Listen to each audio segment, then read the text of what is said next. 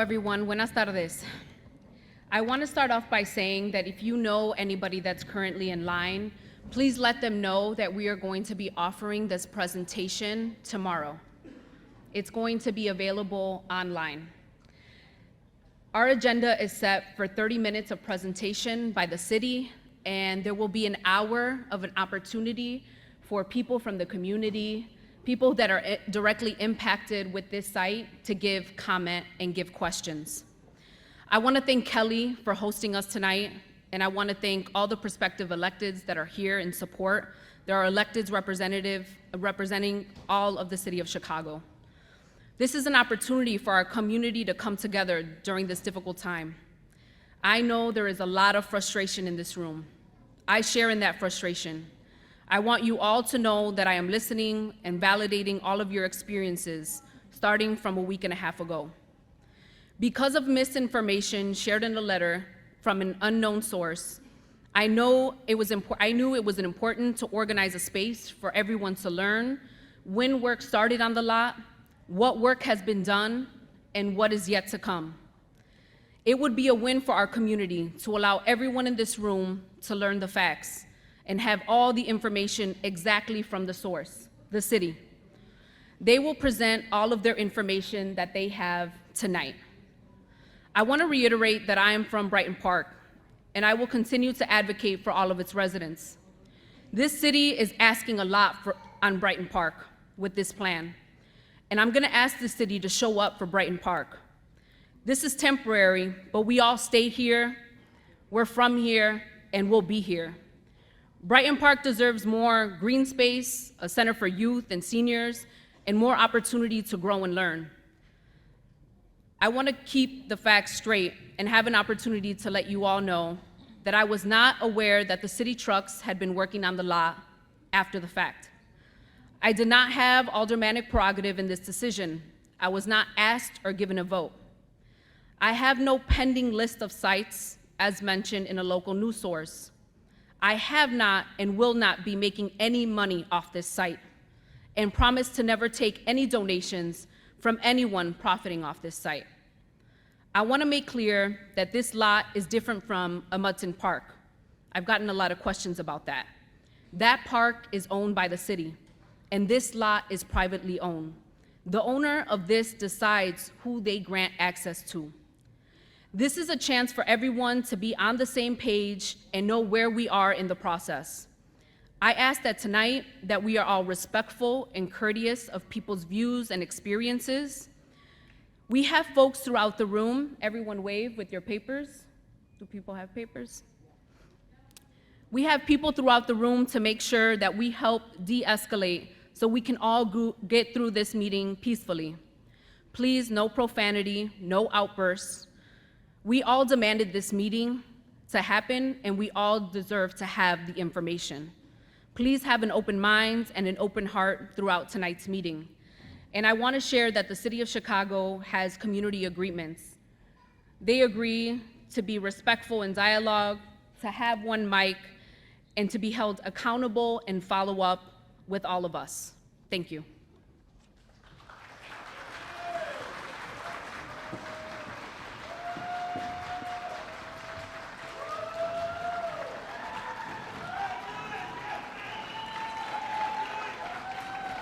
Okay. Muy buenas noches. Good evening. My name is Beatriz Ponce de Leon. I am the Deputy Mayor for Immigrant, Migrant, and Refugee Rights for the City of Chicago. This is the first time that our city has had this role. Todavía no es, un momentito, por favor. This is the first time that our city has had this role.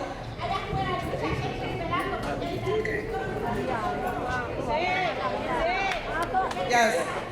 Voy a contestar la pregunta. The question is, it looks like there are empty seats, and why haven't we filled them? I know that there are people letting folks in and managing the numbers here. Thank you.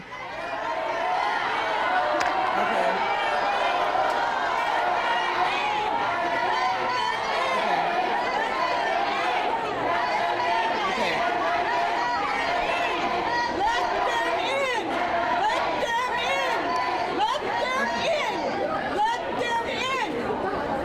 We're going to begin our presentation.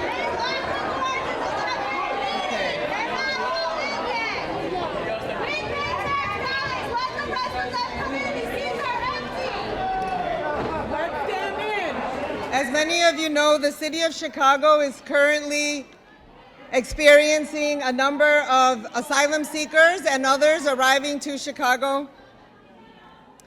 1 year ago, in August of 2022, the governor of Texas began to send buses with asylum seekers and other migrants to our city.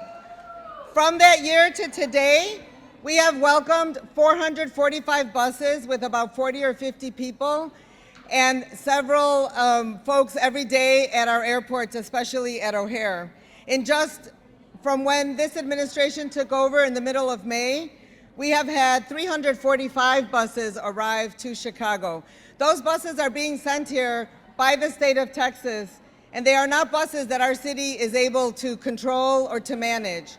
But as a welcoming city, Chicago, a sanctuary city for immigrants in a welcoming state, which is the state of Illinois, we are doing what we believe is humane and is our obligation to welcome new neighbors, to provide shelter and basic supports, and to help them connect to the resources that they need to become independent, self-sufficient, and resettle in this area. That is a pattern that has happened in our country and in our city since the beginning. And our city has seen numbers of immigrants come from all over the world. Every time that they've come to Chicago, people have been resistant because it means change, and people have been concerned. But over time, all of those groups, whether they are from Italy or from Greece, from Mexico, from Ecuador, from China, from Ukraine, any country, over time they have become part of the fabric of our city. We have now welcomed almost 19,000 asylum seekers and other migrants in Chicago. They have begun to settle in our neighborhoods and around our suburbs and in other parts of the state. The city has opened 30 shelters over the last year. 24 are currently in operation. Our goal has been to make sure that people are not living on the street, that as they get here, they have a safe and decent place to be, and that we're able to connect them to what they need so that they can become independent and move into the city of Chicago. Right now, there are almost 12,000 people in our shelters, and we have almost 4,000 people waiting for a shelter bed. The majority, over 3,100, are staying in our police district stations. Many of you must be aware that there are people living on the floors of our police district stations, outside of the police district stations. Some of them are under tarps because it's begun to rain, it's cold, and we have begun to see that more and more it is evident it is not a humane or a safe place for people to live. It also has disrupted the services that our police officers can offer to our communities. Our number one priority right now, especially as winter is upon us, is to make sure that those 4,000 people have a place to be. I want to share with you this map that shows where our shelters are. And as you can tell, they're really distributed from north to south across the city. As people arrive in Chicago, they're met at a landing zone by our Office of Emergency Management. We're finding that sometimes people come here with wet shoes, they come with flip-flops, they're wearing shorts, they have a little bag with their belongings, and all they've gotten in the hours that they traveled from the border of Texas and Mexico to Chicago is perhaps one meal. There aren't bathroom facilities on the buses, and sadly, when they get here, what they have been finding lately because of the numbers is that we are taking them on a bus to a police district where they can sleep outside. We wouldn't be able to even have this minimal shelter if it weren't for many, many volunteers and mutual aid organizations, churches, nonprofits that out of their own kindness and generosity have been going to police districts, making sure people have food, they have some warm clothes, they have a place to sleep. Sometimes they give them mats or mattresses.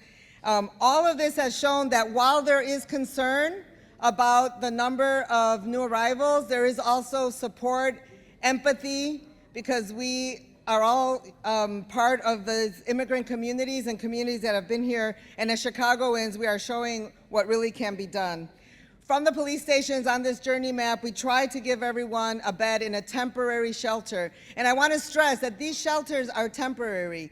We are not intending, the city of Chicago does not intend to have shelters that are open for years and years. We know that right now we're going through this humanitarian crisis, and we want to provide temporary shelter in as many ways as we can. We've looked at our city-owned facilities, we've looked at places that we can lease or buy, and we've really exhausted and continue to look for as many buildings and brick and mortar spaces as we can. The third part of this journey is something that the state of Illinois has supported. They have put resources into helping people find apartments and also having some support to pay for rent until they are able to work and get on their feet. Unfortunately, over the last 3 to 4 weeks in particular, we've seen a significantly higher number of asylum seekers coming across the border and coming to Chicago. Again, they come from Venezuela, Colombia, but also from Haiti, from Honduras, from Ecuador, from many different countries. And we haven't been able to keep up with the number of safe and decent shelter beds. So what we are seeing right now is people sleeping on the floors of crowded police stations.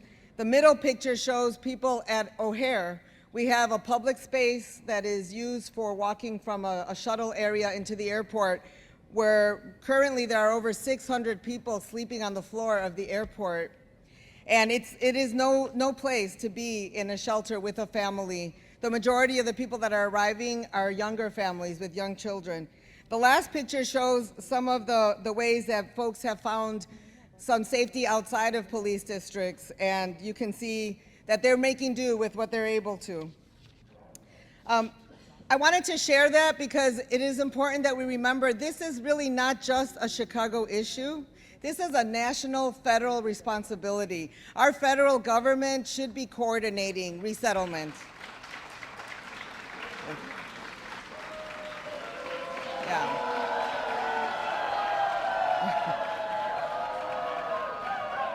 Okay. We need to find a way. We need to hear your voices at the federal level with our elected officials and the White House so that they are able to coordinate this effort across the country and to fund cities like Chicago that are doing such significant work so that we are able to provide the supports that people need as they resettle here. Okay.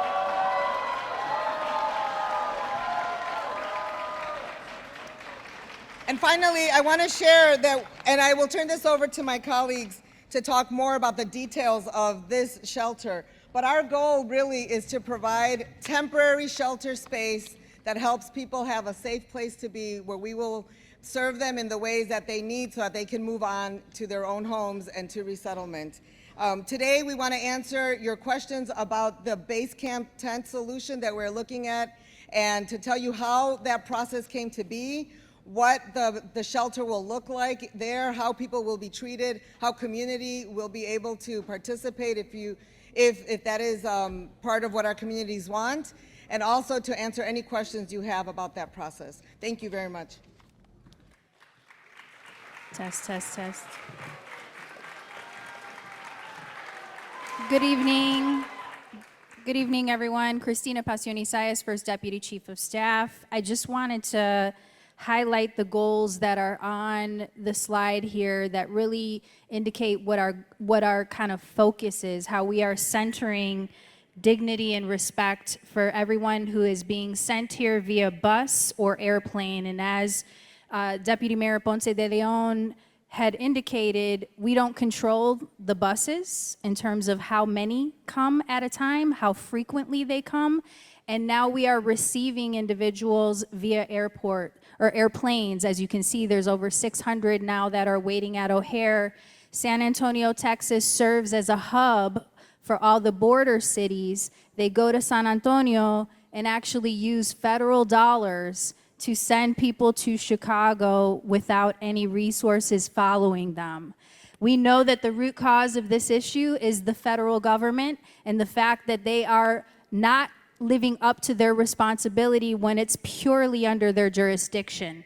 And so our core focus is making sure that people have a safe place to sleep, they have food, they have showers, they have hygiene and supplies, basic clothes, and then connect them to critical support and wraparound services so that they can be on this journey of self-sufficiency, self-determination, and self-actualization.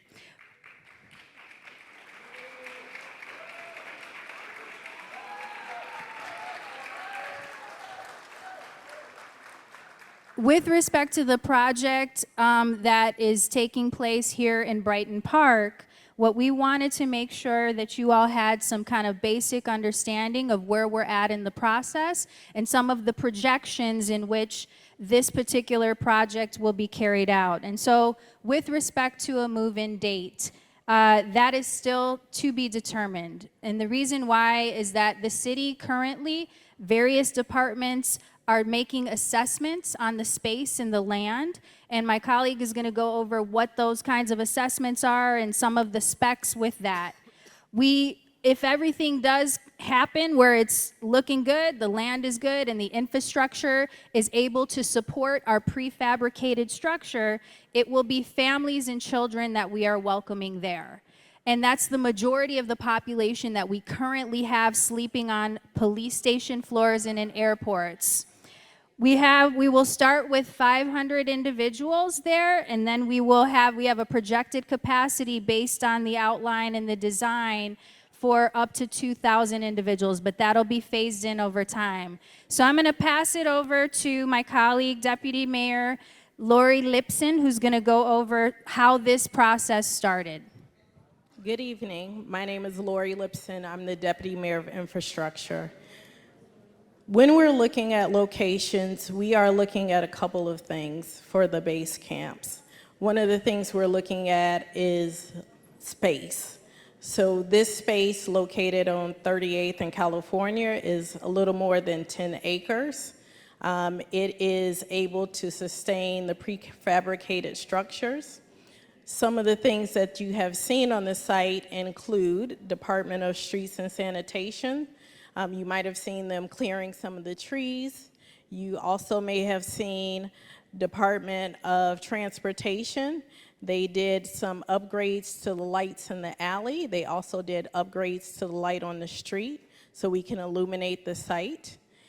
In addition to that, you may have seen the Water Department. The Water Department is going to assess the water and sewer quality. There's two things I want to add. Whether or not we stay here or not, the service for the water and sewer is an enhancement to the facility and to the neighboring area.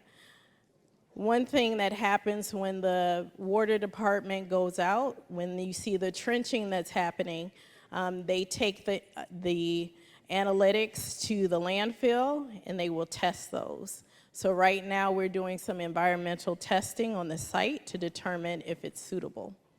After we determine if it's suitable, if there's remediation that we need to do, the city will do that. If there's other measures that may be happening after that, we'll see if the site is still viable for a structure.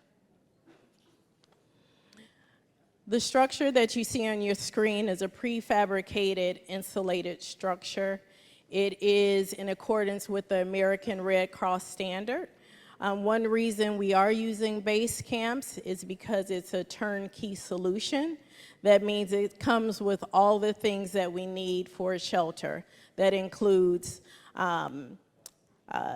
bedding, showers, restrooms, dining area, all the things that we need to stand up a shelter. The other thing that we will be still working with our local community-based organizations. We still will have the wraparound services that will be at the location as well. part of the base camps that we're going to do is to make sure that we keep it in standards that Department of Family Support Services has, which includes their shelter operations, their guidelines. For those who have attended other shelter meetings, they're going to be the same rules. There's 11 o'clock curfew. We have reentry screening. There's no drugs, alcohols. We will make sure that we keep communicating with you. If you have questions, you can always go to New Arrival Chicago at cityofchicago.org. I will double check that website, that email address. It's on there. Also, we're going to make sure we uphold the City of Chicago's welcoming ordinance. We are also, I know some of the concerns had to do with Garter World, our contractor. We're going to make sure that we have a human rights organization come in and do a deep dive as well. As I mentioned, some of the services include the cots, linens, pillows, blankets, laundry bags. They're ADA accessible. There's portable drinking water, and that's what you see out there right now. They have sanitary facilities, waste removal, trash removal. You'll see snow removals throughout the site as well. All the shelters, people are free to move around in shelters. They are able to move and come in, come out. There is a process for them to do so. Again, there's a curfew. We have administrative and janitorial staff, as in our other shelters. It will be manned 24/7.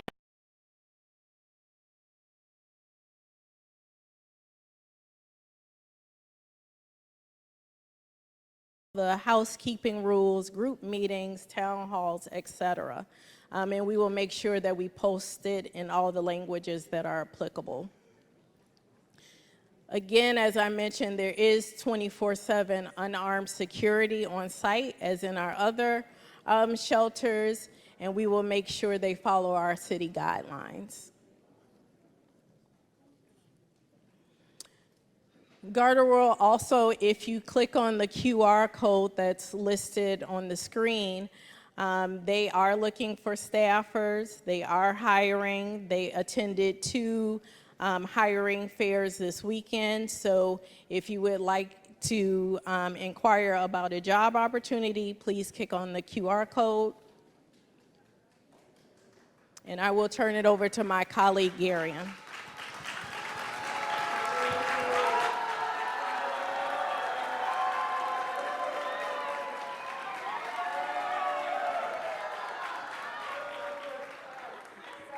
Good evening. Good evening.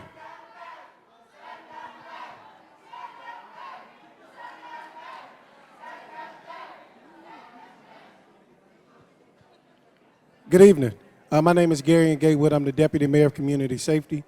We'll be working hand in hand with the Chicago Police Department to provide attention to the shelters, where you'll see building checks on every watch and a logbook of interactivity with on-site security and the Chicago Police Department.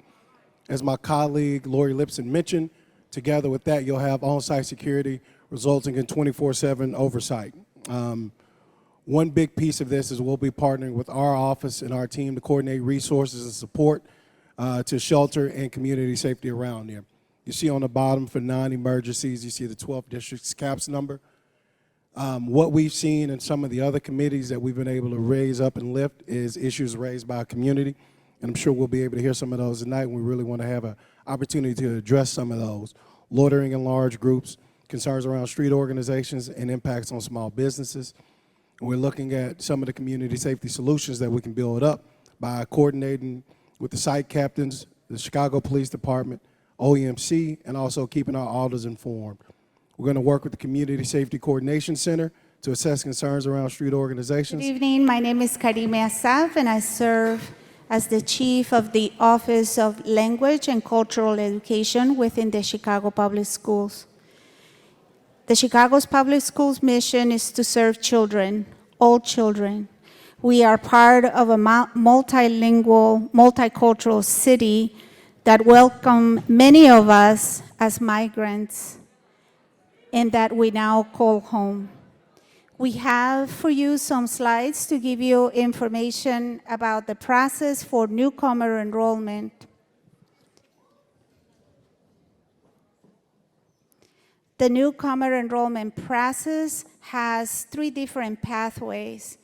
The first one is a family can walk into a school and request enrollment. Anyone is eligible to do that within our city. And a school clerk would enroll the child.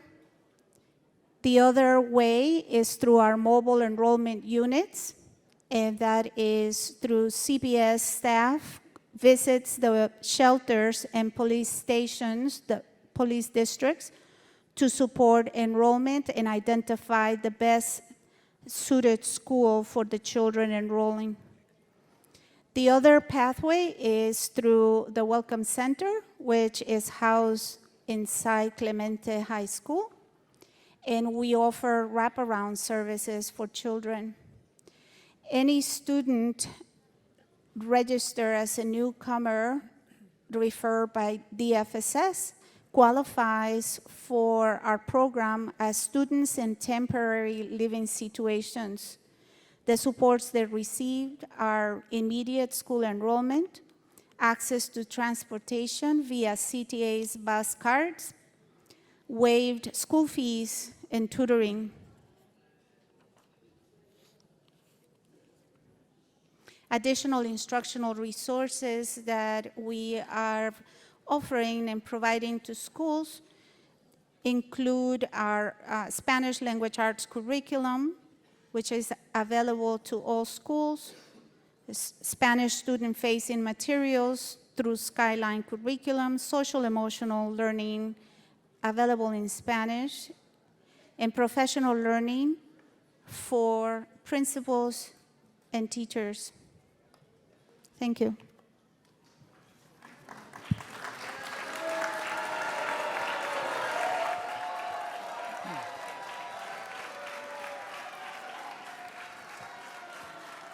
Good evening. My name is Jamel Chambers, and I serve as City Council Liaison for Chicago Public Schools.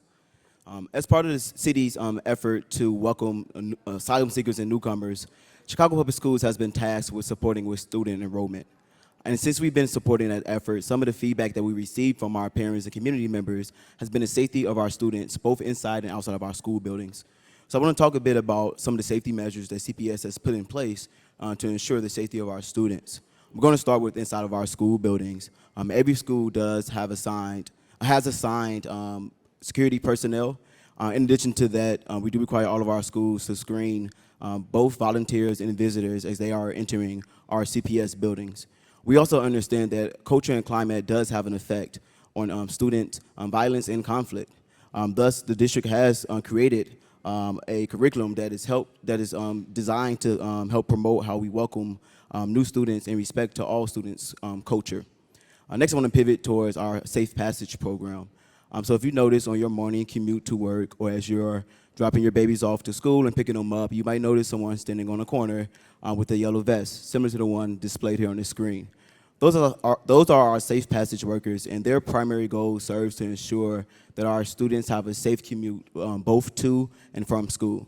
So as we continue to enroll newcomer students into the district, our safety and security team will work simultaneously to assess existing safe passage routes and explore whether or not there is a need to expand those existing routes. The last thing I want to touch on is something that I've stated at many community meetings. I'm going to continue to reiterate this. Chicago Public Schools is a sanctuary district and a welcoming school district. For over a century, we have been welcoming students.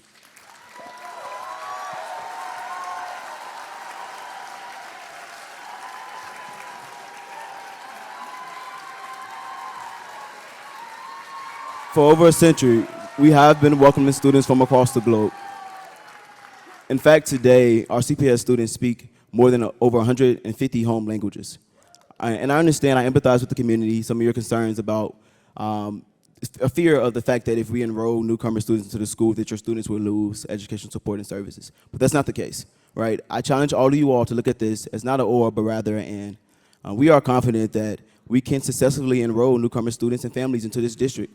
while continuing to provide educational support and services and expanding on those services to all of our students to ensure that every child in every neighborhood has access to high-quality public education that prepares each for success, college and career, and civic life.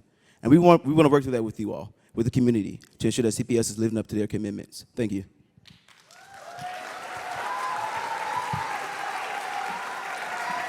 Check, check, check.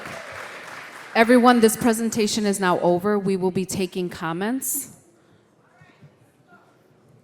Do you want me to read out?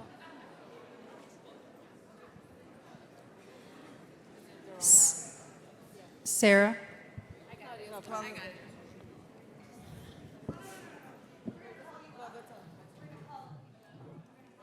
Is it on? Can people hear me? Okay. Hi, everyone. So we're going to move on to public comment. We have everyone who signed up. We have the stacks right here. We have way more people signed up than we have time, so we're going to be picking them at random. So the sign-up was in the sign-in desk. We were calling it out as people came in. So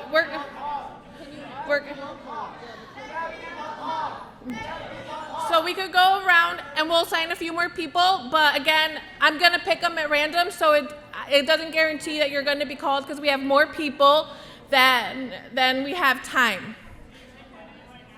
You can put it down on a piece of paper and we'll bring it up here. All right. So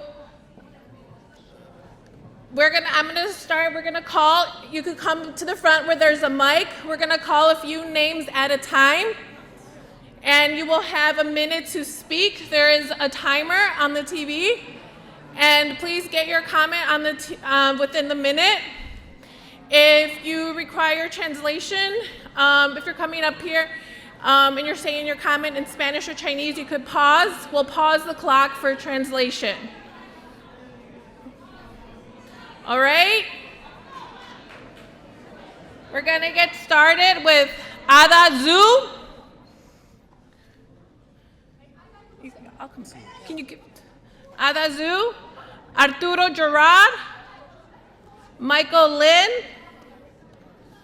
Catherine Samaron, Armando Romero, and Maria Castro.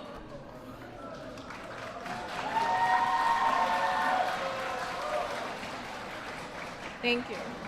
Right? Okay. We're going to line up. We're not going to be necessarily in order, but we are going to line up right over here. Okay, so please, let's get our first speaker. This is the mic right here, folks.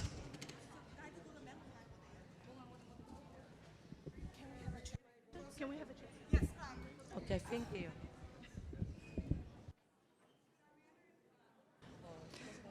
Could our Mandarin translator come? Thank you.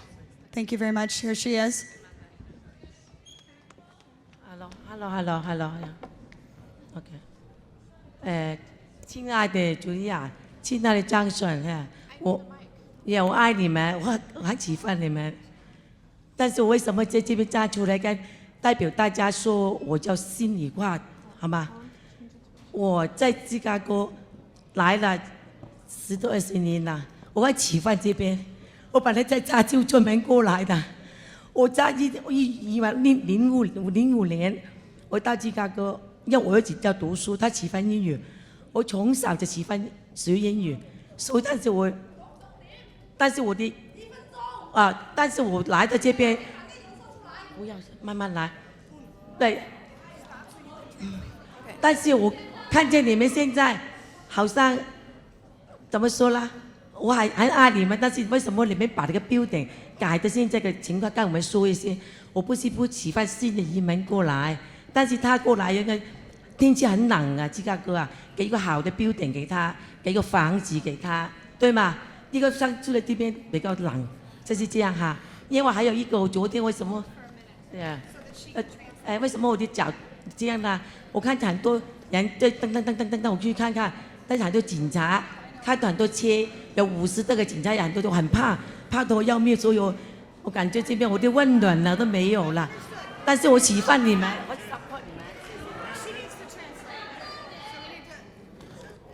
Dear Mayor's Office, my heart is with you. I've been in Chicago from 10 to 20 years. I love here. It's my home. I came to Chicago in 2005. My son went to school here. I love everybody here.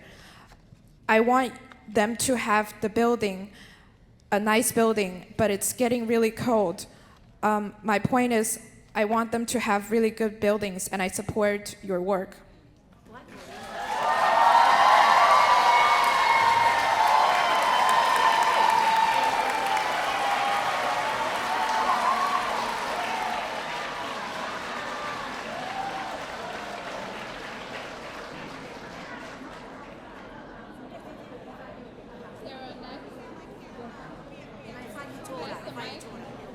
我是给一个好的标点，但不是这个地方，因为这个地方太冷了。对，如果真的没地方没所谓，我只太冷这边，谢谢大家。Interpreter's correction. I want them to have buildings, but I don't want it to be here.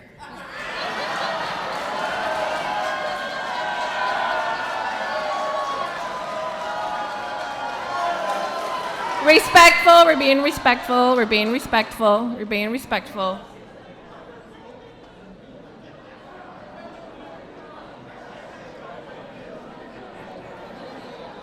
All right, we're moving on to the next person. 久都不能睡。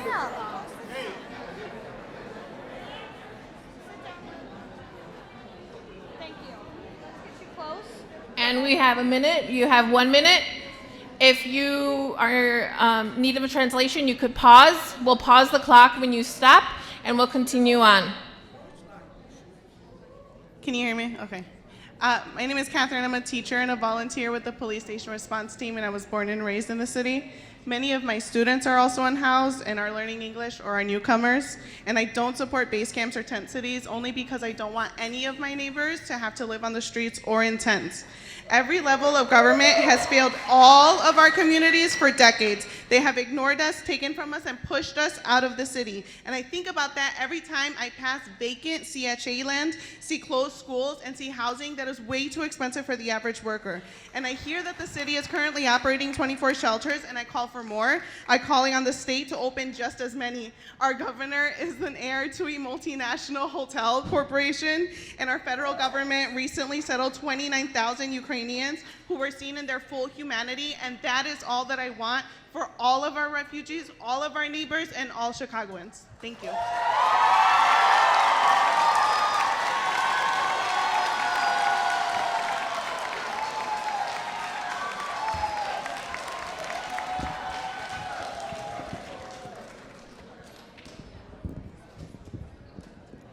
Good evening, everyone.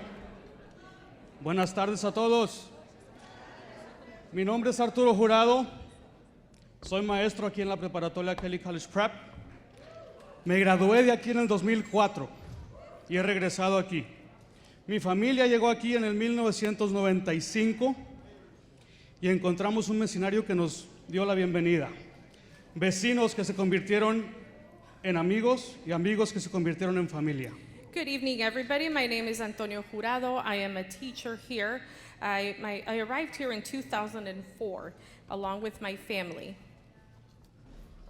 Correction, I arrived in 1995 with my family at the age of 9. I graduated from Davis Elementary and then from Kelly College Prep. I'm now a teacher here at Kelly College Prep. I hope that the neighborhood can find in their heart what I witnessed as a child, which is a welcoming spirit. We haven't lost that, so I invite you to seek it. Lastly, I have students now in my classroom who are refugees, and the future that I see for them is bright. El futuro que veo para mis estudiantes es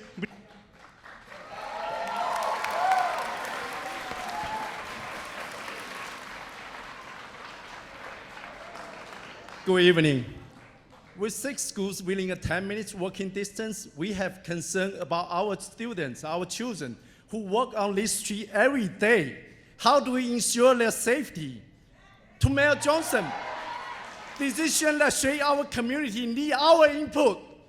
To commence construction without a word to us, that is not oversight, it's disrespect. Chicago's winter are brutal. Playing migrants in the tent in such conditions is nothing short of inhumane. There are vacant buildings, vacant hotels. Why don't we put migrants there? Our plea isn't against offering help, but about how to do it right way. Our community deserves transparency, respect, and thoughtful solutions. Thank you.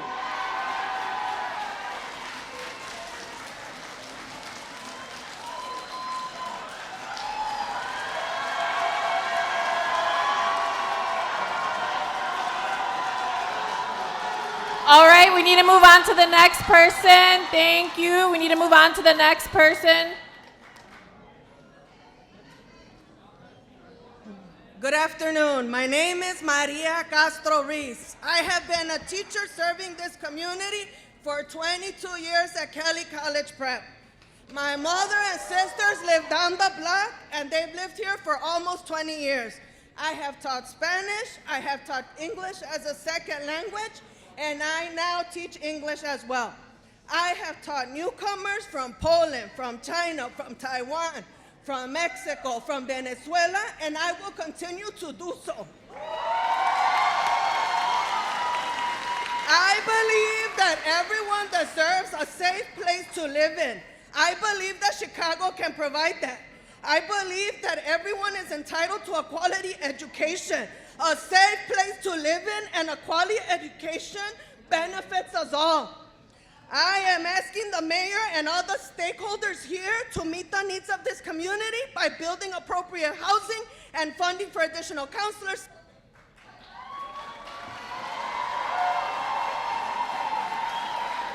Next person. Good evening, everyone. My name is Sonia. I'm here to, share with you about this morning, 4 o'clock. So last week we've been very peaceful, the protest on the sidewalk. And today, 4 a.m., suddenly about like 40 policemen came in and actually, forced us to leave. And actually they heard 7 people injured and bleeding this morning. And actually 2 of them has sent to the hospital. So the day before, we got a mother and a child got hurt by the instruction men with trying to fill the oil into the fence. So we are so peaceful. Why people are hurting our Brighton Park residents? So our kids grow up here. My kid grow up here. And also nobody asked us, nobody told us. We have more than few thousand people who signed a signature here who said no. We said no. Okay.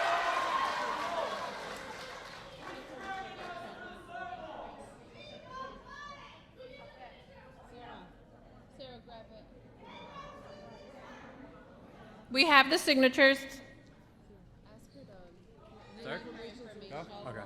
Hi, everyone. My name's Armando. I'm a lifelong resident of Brighton Park, McKinley Park.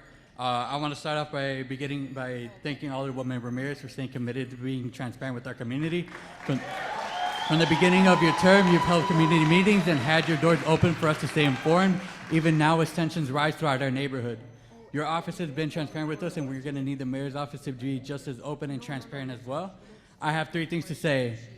First, the solution is not to give money to Garda. Garda has worked with Republican governors to traffic these migrants here and now wants to profit from the fixing of the issue that they've contributed to. Second, we want the use of local resources. There are local community organizers and mutual aid groups here in Chicago that have the knowledge, experience, and have been working to support our new neighbors from the start. Third, give our communities more resources. Brighton Park, McKinley Park could thrive with could thrive with $30 million into it. We need to invest in schools, funding, and how.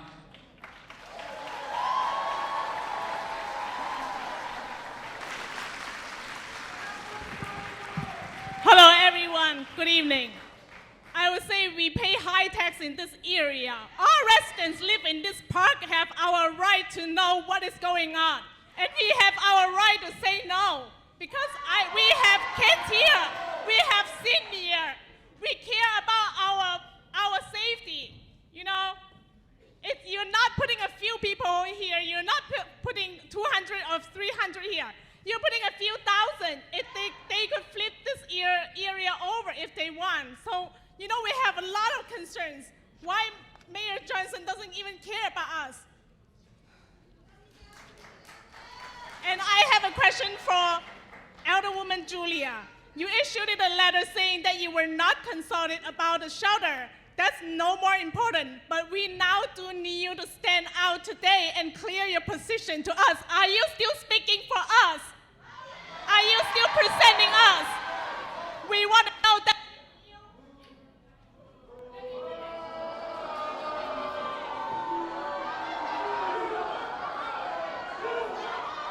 You can respond, Julia, if you want.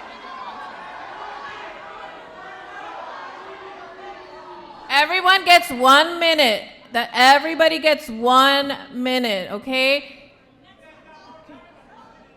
Commander? All right, we need to have a short public safety announcement, and then I'll call the next names. Yeah, go ahead. Good evening, everybody. I'm Deputy Chief Don Jerome from Area 1. I've been in this area in the 9th District for 11, 12 years now, very familiar with it. The new arrivals have been in the police stations for months, not a place for them to be. It's over my head. I won't comment on my feelings. I know some of your feelings, some are divided. They certainly don't belong on the floor of a police station, that's for sure.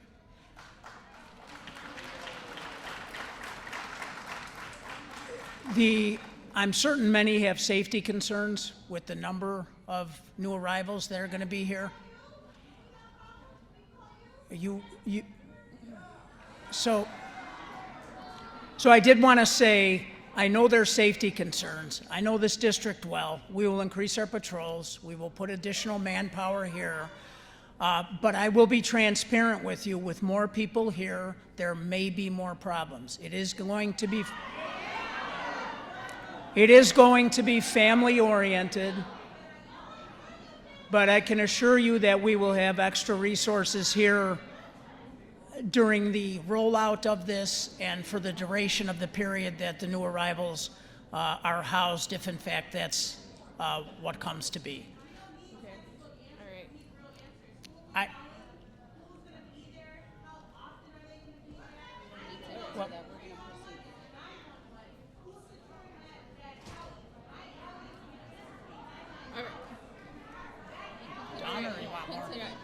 All right. You raised really great points, and if you want to write down your name, or did you sign up for public comment? Because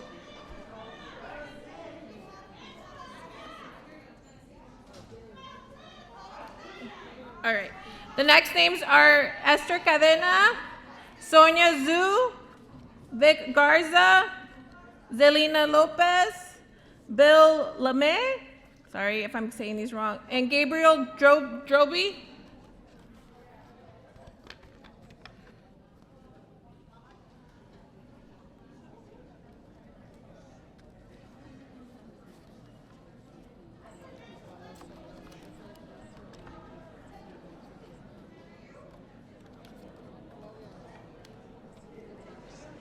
That's what I thought. 1 minute.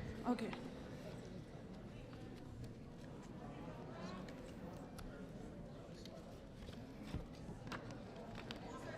All right. Okay. I feel that this hearing today is completely insincere and it's just a formality. First of all, Mayor Johnson did not really notify the resident, and the letter issued by the Alderman Julia stated that the mayor did not notify her about the shelter thing either. It clearly shows the mayor's disrespect for everyone in our district. Although this hearing was planned earlier, but extensive construction had begun 2 weeks before. What is the point of having a hearing if you're just gonna do it whatever you want? They don't even have a construction permit to show us that is allowed to get started. All Mayor Johnson has shown us is the least respect to our taxpayer. For residents, you are taking our rights away. This is not right. You cannot make a huge change to our park and expect us to take it.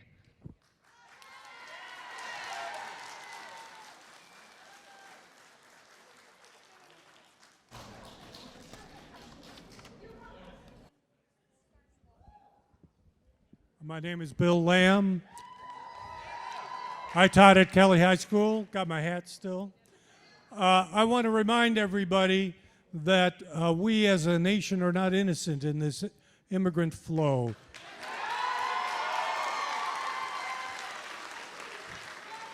We have put crippling sanctions on the country of Venezuela. Stop buying their gas. You can't find a job in Venezuela. Where are they going to come? To the wealthiest country in the hemisphere. That's us. And like I say, we helped create that. Also, we are the top greenhouse gas emitter, and agriculture is failing in Central America and other countries because of our behavior. So I think we need to take some responsibility here. I have a lot of confidence in the Johnson administration, and I think they are making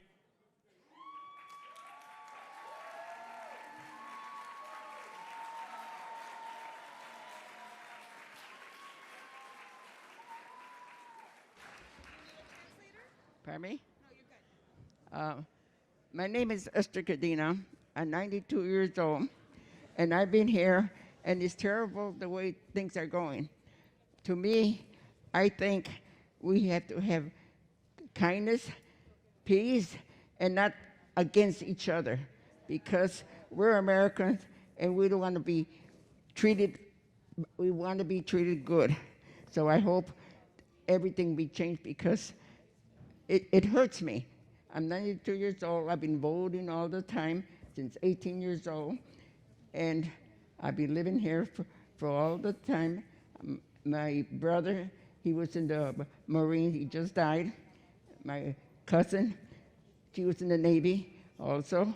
So we like to have people that's friendly, not against each other, because this is America. We love America. So that's it I can do. Thank you.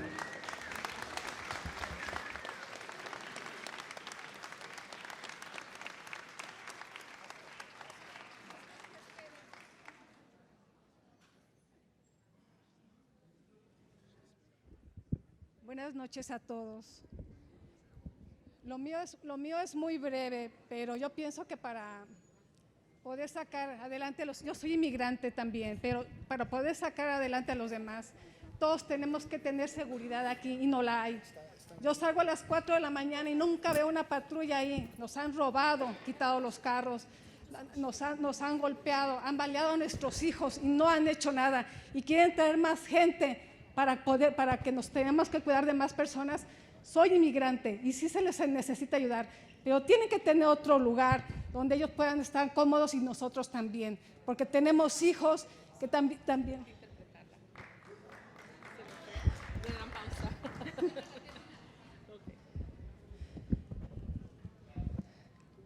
Ya se me quitó la inspiración.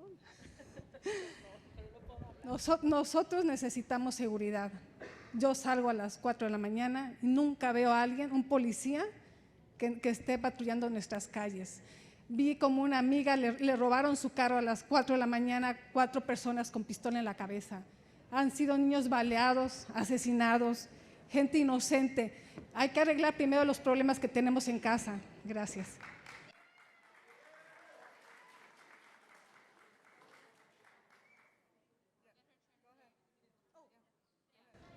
But I don't think, can you hear me now? Okay. Good evening. I am also an immigrant. I'm going to do my best to summarize. And I believe that we should help others, but we also need to take care of ourselves. We need to take care of our own community. I have gone out and I don't see police patrolling. There has been theft. There have been people held at gunpoint, children assassinated. We need to fix our problems at home first.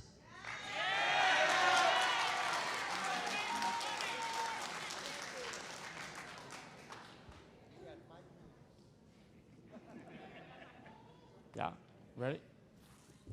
Yo me llamo Gabriel, yo vengo de raíces inmigrante. Este mundo es para todos. La salud, sí. Yo tengo tanto orgullo que yo soy hijo de inmigrante. Todos somos inmigrantes. Tenemos que apoyar a los inmigrantes en esta ciudad. Chicago was built off immigrants. The United States was built off immigrants. We must ensure healthcare is a human right. Housing is a human right. I call on the federal government to grant workers permits, and let's build our infrastructure and build for the middle class. Thank you very much. All right, the next names, Andy Chen, Jessica Suarez Nieto, Sarita Hernandez, Michael Rodriguez, Salvador Lopez, and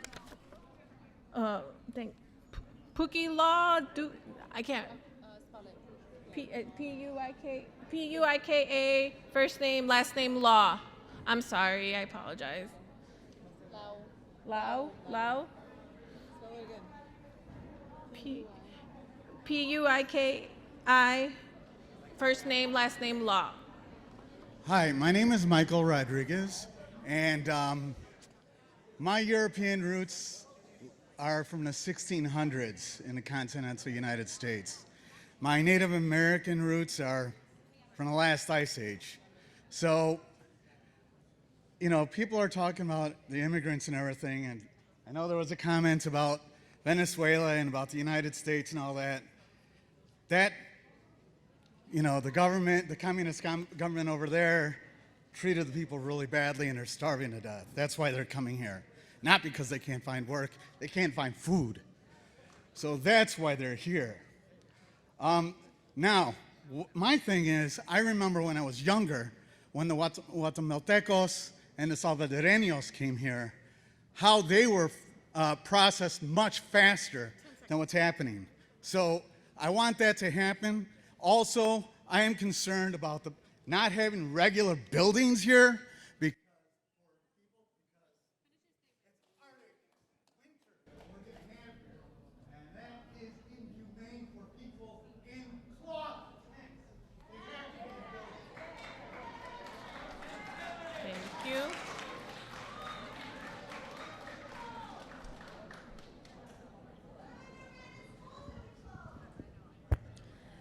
So my name is Jessica. I'm a teacher, and I think it's important for us to remember that we're standing on stolen land.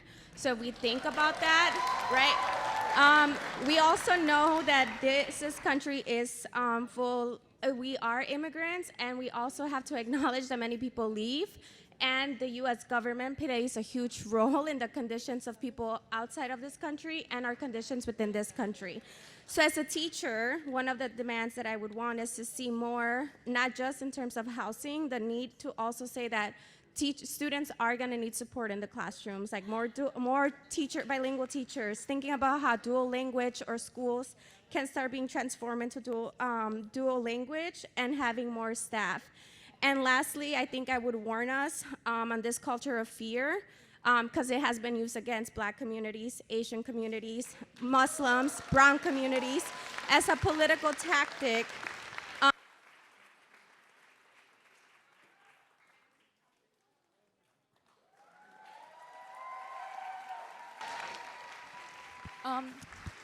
Good evening, everyone.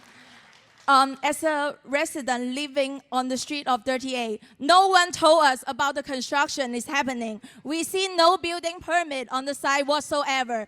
And I even have proof that that site, it cannot even have human live there because it's a manufactured site. Then why you guys build under there? Did you do your research? Why you build there? Building a tent for people to live there when the site is not even for that, for human?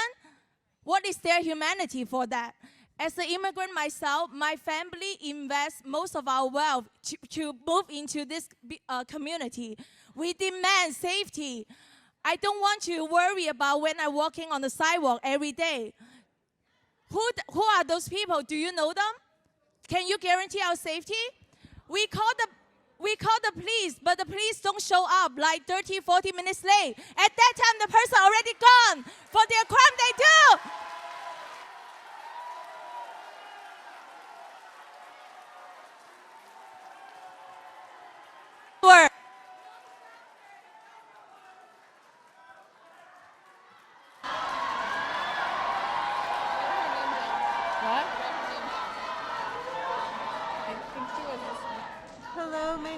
Sarita, and I'm a teaching artist in the community. I'm a resident here, and I just want to tell you, like, do your homework. Like, let's think creatively, right? Like, let's think beyond tents as homes. Like, homes need to be a place where people can thrive. And like, I am a child of immigrants, and a lot of my community has come here struggling, and they don't need to be in hyper-militarized situations. They don't need to be in another sacrifice zone. Me as a resident, my neighbors, we don't need to be living in these conditions that are environmentally unjust. And I just ask you to think creatively of more solutions. Like, where can we find empty buildings? And I understand that you're looking and trying, but we're not trying hard enough. If we do have Guarda World come in here, it better only be for only one winter, because that is ridiculous. I want to pressure you to think creatively, think beyond the scope of militarization and confining people to really toxic environment. Our neighbors need.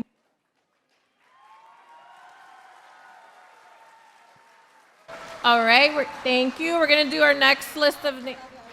I want to take a. Sorry. I'd like to take a moment. Mi nombre es Salvador López. ¿Puedo contestar un momentito? Thank you. I just want to take a moment to comment on a couple of things that have been said, because it's important that we share what we've been doing, and I appreciate the concern. Nobody wants people to live on the floor of a police station. Nobody wants people to live in an area that is contaminated or toxic, and we certainly don't want people to live in a tent that would put them in harm during the winter. So we have done our homework. There is more homework to do, but I want to assure you that we have looked at over 250 locations in this past year that we've been opening shelters. We've looked at our schools that are closed. We've looked at buildings that people send us and refer us to. We've looked at motels, warehouses, different types of office buildings, and every single time some of them are good and some of them are just not suitable for shelter. Using these base camp tents is a last solution. That is not the preferred solution. If we want to help 4,000 people be indoors before winter, we need to use this solution for right now. It's a temporary solution. And as was said earlier, the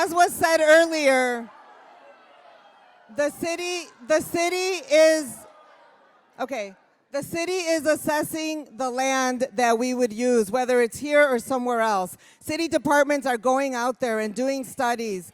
If we find that it is not suitable, then it won't be used. And that is a commitment that we have to make sure that we are not putting people in harm's way. Thank you.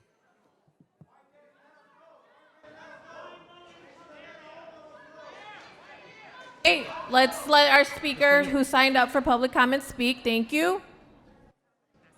Sí. Buenas noches. Mi nombre es Salvador López. Tengo cerca de 25 años en el área, conozco bien los barrios y es una comunidad muy buena y trabajadora. No debemos olvidar nuestra pasión y nuestra compasión con los demás. Vengo aquí a aportar mi granito de arena, apoyando a la ciudad y al Alderman para que se realice el shelter. Es lo más obvio que se tiene que hacer para aliviar a estas personas y me pongo a su disposición en lo que pueda ayudarlos. Gracias.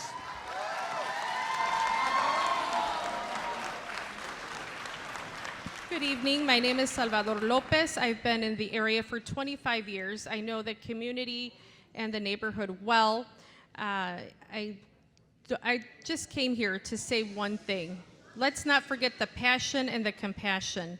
I'm here to support the city, our aldermen, and obviously our support will only encourage and help them. I am here to offer my help in wherever I can help. All right, calling the next names: Alondra Jara, Rebecca Amaya, Liz Grace, Esmeralda Gonzalez, Sarah West. If you choose that you don't want to come up because your comment or question was said, you could do that too. Also, we'll be going to 7:45 since we started late. So there's still more names to be called. My name is Alondra Jara. I'm a McKinley Park resident and have been volunteering with D9 migrants on the ground since this spring. I am going to choose to use my time to elevate their voices. So here are a few statements from them. We just came here to find work. We don't want families left outside, but we need stability. A friend yesterday was just walking on the streets with the right of way when a car hit him and ran, and he didn't care if he was a person or not. And now he's all beat up, and we're all just looking for safety. The tents are cold, there's rats. The only thing we want is a work permit. We don't ask for clothes or housing, just let us work and we can fix our own problems. We can become independent and we can pay taxes. Please try to heal and not be so xenophobic.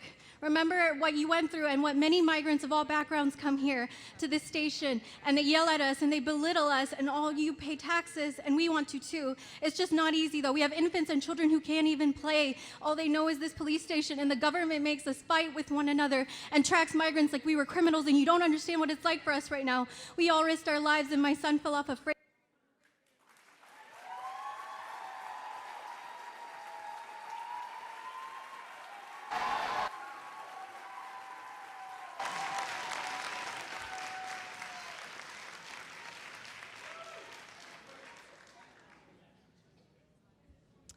Hi, I'm Liz Gress. I've lived most of my life on the southwest side. I'm in McKinley Park now. I got here because my parents immigrated to Chicago and made this our home. Most of my family did. This past week has really saddened and angered me.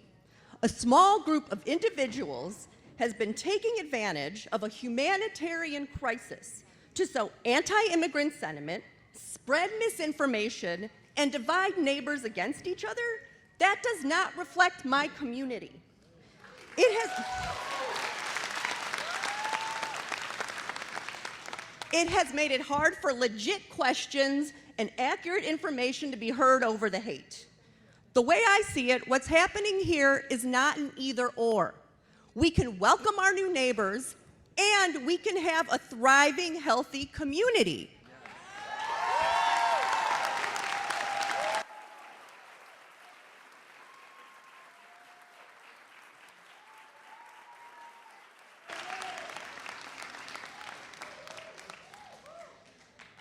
Hello, my name is Rebecca. I'm a resident of McKinley Park, and I also work at Brighton Park Elementary. And I've been working with the migrants since April of last year. I agree that we should be frustrated and angry, but not at the migrants. I implore all of you to not take out your anger and your frustration on people that are in a very vulnerable position, but instead direct our energy that is in this room towards fighting for the resources that these people need, asking our state and federal government to step in. And I've heard a lot of you tonight say a lot of things about criminalizing this community. These are families that are coming in here. They have been harassed, yelled at. The violence that is being perpetrated is not being perpetrated against us. It is being perpetrated against the migrants themselves. So we have a duty to protect them as well. I really implore all of you to not criminalize them when they come into our neighborhood and to work together to not necessarily focus on the police because as we know, they haven't really been a resource for us. So we need to start demanding. We need to start demanding that we get the resources.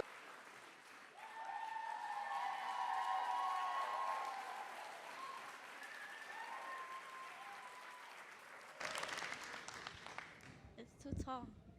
Okay. Hi everyone, my name is Esmeralda Gonzalez. I'm just here to let you know that I understand that we all believe that we need the fundamental resources. I understand that the city budget increased $100 million for violence prevention, mental health, and domestic violence. Please do not bundle our resources. We need privately funded for all. We needed $31.5 million in order for domestic violence resources to be remained due to federal cuts. On top of that, we understand there are a lot of domestic violence situations in the shelters, and they need to be adequate with the amount of people and the right amount of funding in order to prepare for proper case management. That also includes that $31.5 million funding does not include the $90 million that we need for detectives for the domestic violence liaisons. So please reevaluate your budget in order for our funders and our resources and our nonprofits to not be overwhelmed with all of their caseload. Thank you. All right, our next one, Young-Si Liu, Jocelyn Bravo, Carolyn Brown, David Escobedo, Jasmine Pisano Luna, and Ana Elena Costa.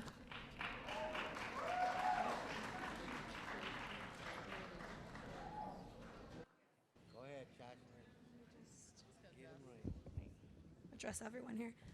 Hi everyone, I'm Jocelyn. I've been a Brighton Park resident for since my family and I immigrated from Mexico over 20 years ago.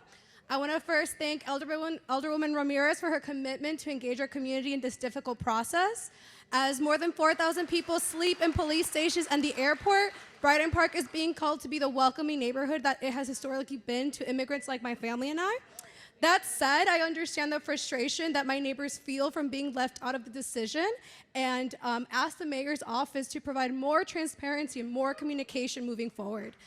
This includes sharing a clear strategy of how our new neighbors will be transitioned into permanent housing and what will be done to meet the needs of our new neighbors and current residents. We need the city to commit to invest in affordable housing, our public schools, some of which are at risk of closing, and green spaces so that Brighton Park can be a dignified space for all of us. Thank you.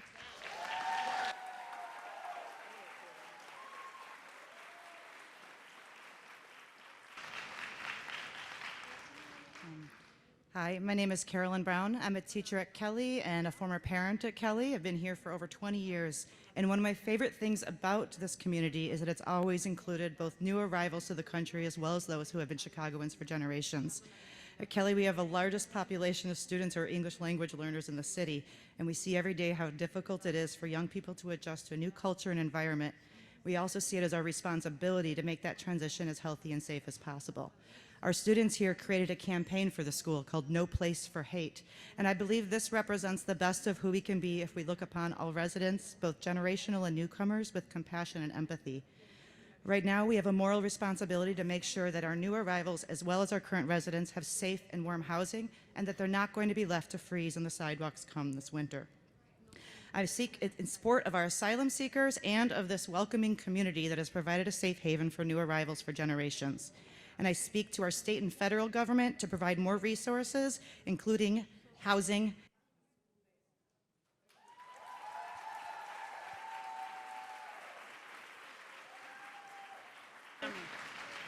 Hi, my name is Anna Costa. I'm here, a teacher. I am going to give my spot up to one of my recent arrivals and let her speak. Thank you. Hola, mi nombre es Juliet. Tengo aproximadamente un año desde que llegué a Estados Unidos. Soy colombiana y estoy muy agradecida con todos los que nos recibieron. De verdad, ni siquiera una queja. Muchas personas opinan que es disgustante que lleguen nuevas personas, nuevos migrantes a este lugar y lo entiendo, obviamente no debe ser gratificante que lleguen nuevas personas a tu lugar y que sientas que hay un cambio en tu lugar de vida y esto, pero las otras personas que dicen que sería mejor que los envíen a hoteles, debemos entender que los hoteles no viven de caridad, por lo tanto no les podían ofrecer comida, ropa, sábanas a todos estos niños. Las personas deberían ponerse en los zapatos de los demás, no queremos pasar un invierno en la calle, o sea, por favor, no nos odies por querer una mejor estabilidad para los nuestros.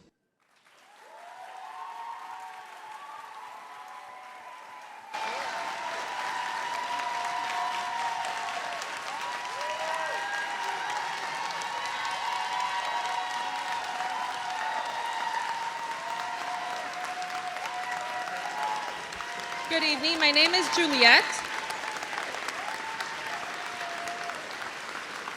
My name is Juliet. I am a new arrival.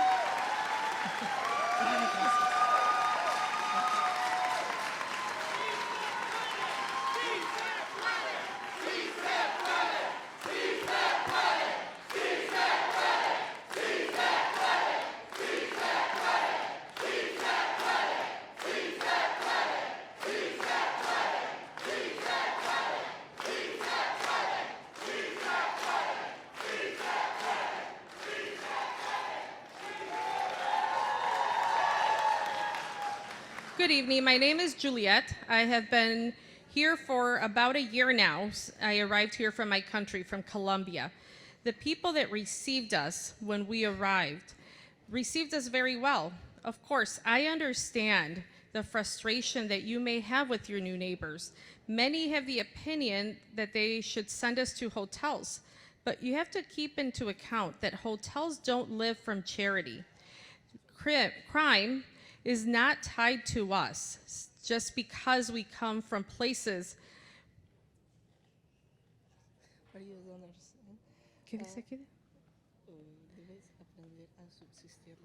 Where people learn how to subsist, and to have immigrated has placed them in a place different to others.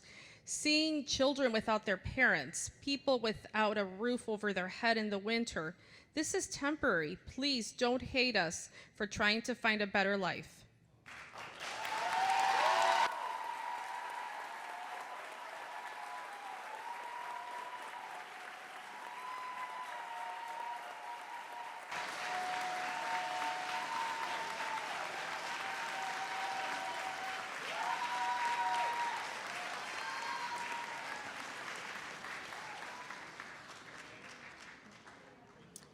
I just want to take this moment to really speak in support for immigration. It is a human right. We have all migrated. We are a migrating world. We will continue to do so. The animals do so. The fauna does that. We are immigrants. I also want to say that change is hard, especially in a segregated city. So please, let us question our bias. I want to say also to the point of our sister, nuestra hermana, that immigration is not tied to crime. Crime is not tied to immigration. Actually, immigrants commit less crime.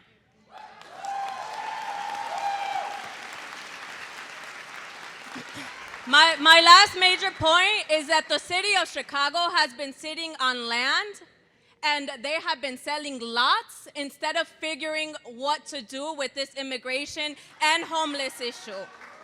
So please, as a city, be timely. Our neighbors here might not hate immigrants. They like to.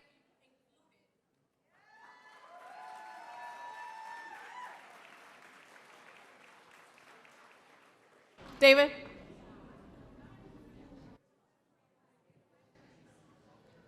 Hello, my name is David. I'm also an educator here in CPS. Not at this school, but I did grow up in this neighborhood. I've moved a lot around. I've lived here in this area for some time, most of my life actually, moving between Brighton Park, McKinley Park. But I just wanted to say, I think this is a time for us to unite as people. This is a nation of immigrants. I'm a migrant myself. I think we need to be welcoming everyone around us with open arms. I also want to say thank you to those who allowed the migrant voices to be heard on this stage, and that last girl who was really brave speaking about her experience. My main concern with the tent is actually Garda World being a part of it. There's a lot of controversies in how they've managed their camps in Texas and as well as the Canadian border. A lot of issues with sexual abuse committed by the guards there, and I'm also concerned about CPD also patrolling our neighborhood.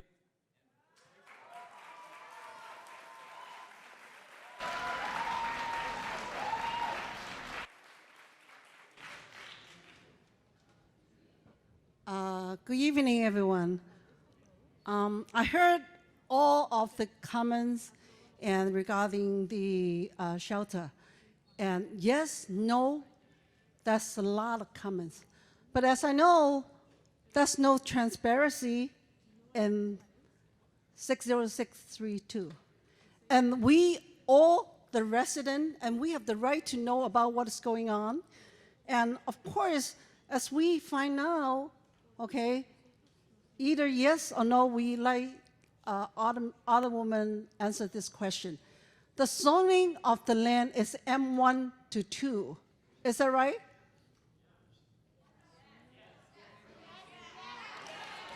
So M1 to 2 is for factory. It's not for residential. So before the zoning is changing, okay, we should have another public hearing about the zoning changing.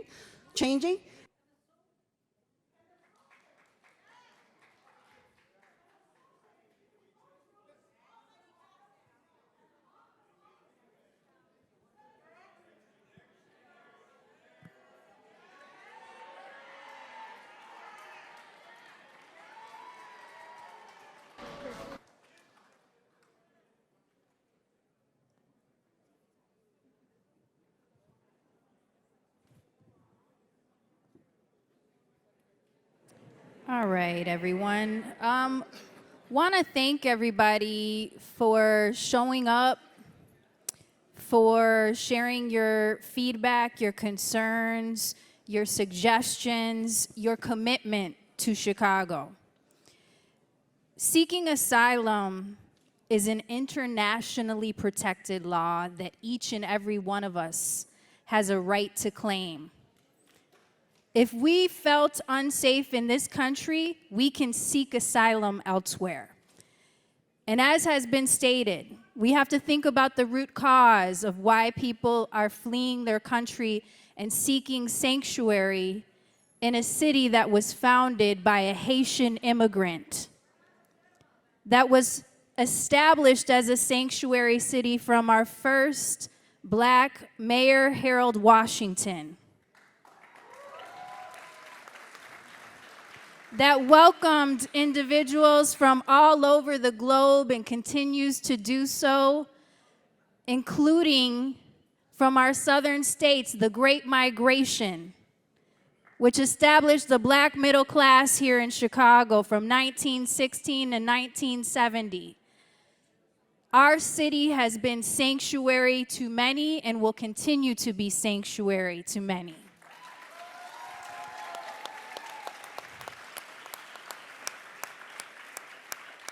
We are in a humanitarian crisis, and just to respond to the question about zoning, the governor issued an emergency declaration. That is because we are certainly in an emergency, and therefore it affords flexibility. As the map showed, there are shelters, brick and mortar, all over the city. And I want to just comment on Juliet. Juliet is the proof of concept of how wonderful our city is. Juliet is the present and she is the future.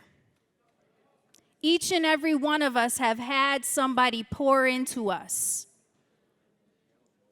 Each and every one of us have had a community embrace us. And that is the beauty of this community right here and communities across the city. We keep us safe. It's all of us putting our hands, our minds, and our hearts into this work.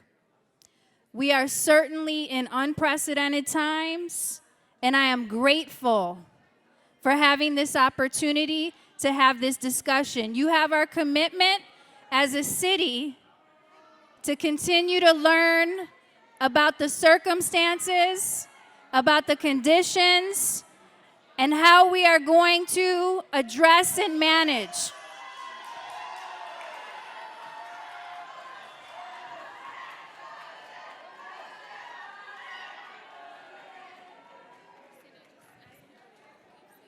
You can continue to register your concerns and ideas through the QR code that is on the handout that you had.